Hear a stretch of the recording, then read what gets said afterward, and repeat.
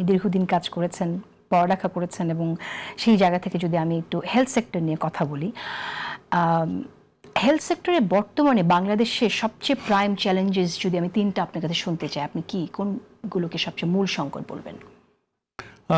একটা সবচেয়ে বড় আমি যদি বলি যে একটা ওভারআর্চিং সংকট, সেটা হলো আমাদের দেশে যে সাধারণ মানুষ, তাদের সাথে স্বাস্থ্য খাতের একটা দূরত্ব তৈরি হয়েছে, ল্যাক অফ ট্রাস্ট। একজন ব্যক্তি যখন অসুস্থ হয়, হ্যাঁ, তখন সে যখন একটা হসপিটালে যায়, সেটা পাবলিক হসপিটালেই যাক আর প্রাইভেট হসপিটালেই যাক, প্রথমে ধরেই নেয় যে আমি এখানে সঠিক চিকিৎসা নাও পেতে পারি।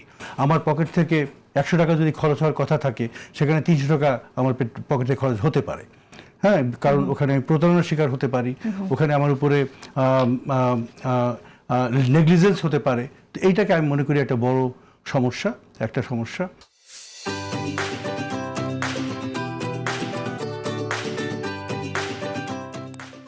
এমনিতে তো আমাদের অনেক সমস্যা আছে, আমাদের স্বাস্থ্য খাত সাংঘাতিকভাবে আমরা ফার্স্ট হচ্ছে আপনি বলতে চাইছেন নেগলিজেন্স, যেটা নেগলিজেন্স, ল্যাক অফ ট্রাস্ট।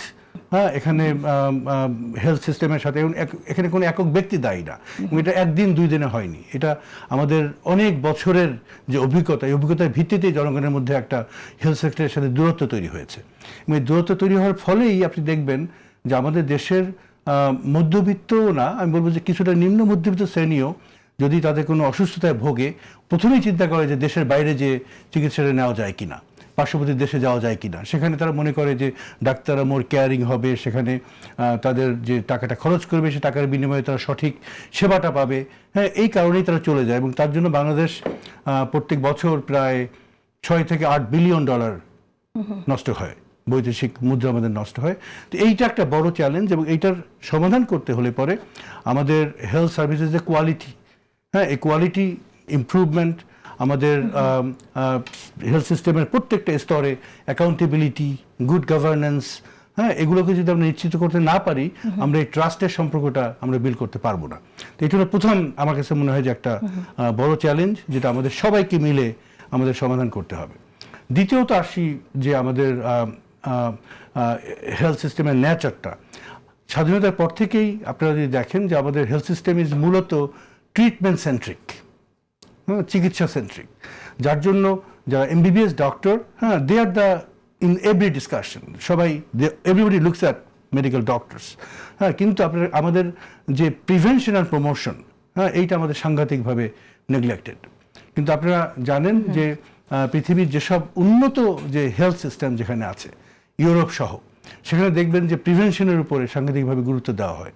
কারণ আপনি যদি অসুখ হওয়া যে প্রগনোসিসটা, অসুখ হওয়াকে যদি আপনি বন্ধ করতে না পারেন, যদি আপনি একেবারে ফ্রন্ট লাইনে যদি আপনি কাজ করতে না পারেন, আপনি যদি অ্যালাউ করেন একজন নাগরিককে অসুস্থ হয়ে তার রোগের তীব্রতা বাড়তে থাকবে এবং এক পর্যায়ে সে হাসপাতালে অ্যাম্বুলেন্সে করে আসতে হবে, তাহলে পরে দুটো জিনিস হয়। একটা হয় যে আমাদের হাসপাতালগুলো এই চিকিৎসা দেওয়ার সামর্থ্য থাকে না, ওভার ক্রাউডেড হয়ে যায়। ডাজন্ট ম্যাটার আপনার স্বাস্থ্যখাতে আপনি কত টাকা খরচ করেন, আপনার এই এত হাসপাতাল আপনি কখনোই তৈরি করতে পারবেন না আমাদের মতো 180 to 200 মিলিয়ন পপুলেশনের দেশে।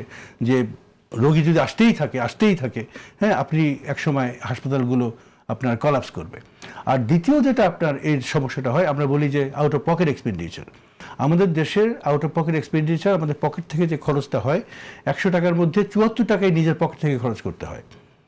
ইন কন্ট্রারি, ধরেন আপনি ইভেন নেপালে যান, out of pocket expenditure is like 35 to 36%, হ্যাঁ, যেটা হওয়া উচিত।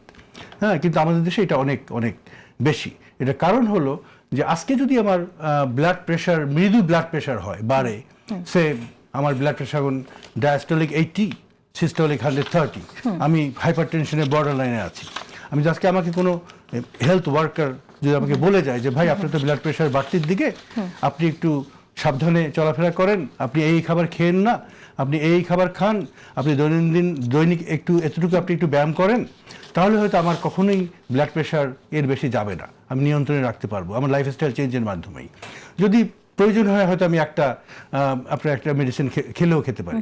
কিন্তু আমাকে যদি কেউ না বলে যে আমার ব্লাড প্রেশার হাই, আমার হেলথ সিস্টেমে যদি এরকম কোনো সিস্টেমই মেকানিজমই না থাকে যে একজনের ব্লাড প্রেশার মনিটর করার, সুস্থ ব্যক্তির ব্লাড প্রেশার মনিটর করার মেকানিজমই না থাকে, আপনি জানবেনই না আপনার ব্লাড প্রেশার কখন বাড়তে এমন একটা অবস্থায় এসছে যে আপনার হঠাৎ স্ট্রোক হয়ে গেল, বা আপনার হঠাৎ করে হার্ট ফেলিওর হয়ে গেল, তখন এটাকে বলি আমরা ক্যাটাস্ট্রফিক হেলথ এক্সপেন্ডিচার। তবে যেখানে আপনি শুধু লাইফস্টাইল মডিফিকেশনের মাধ্যমে আপনি রোগটাকে প্রিভেন্ট করতে পারতেন, সেখানে আপনাকে জমি জমা বিক্রি করে আত্মীয় সঙ্গে ধার করে আপনাকে স্টেন্টিং করতে হবে, নাহলে আপনাকে বাইপাস সার্জারি করতে হবে, নাহলে আপনাকে ওই নিউরো সায়েন্স ইনস্টিটিউটে যে আপনি স্ট্রোকের ট্রিটমেন্ট নিতে হবে, এবং একটা পরিবার এইভাবে সর্বশান্ত হয়ে যায়। সুতরাং আমাদের যে আমি দ্বিতীয় চ্যালেঞ্জটা বললাম সেটা হলো যে আমাদের স্বাস্থ্য যে সিস্টেম, হেলথ সিস্টেম, এটা আমাদের এখন ট্রিটমেন্ট সেন্ট্রিক, এটাকে আমাদের অবশ্যই প্রিভেনশন সেন্ট্রিক করতে হবে, প্রমোশন সেন্ট্রিক করতে হবে। ওকে।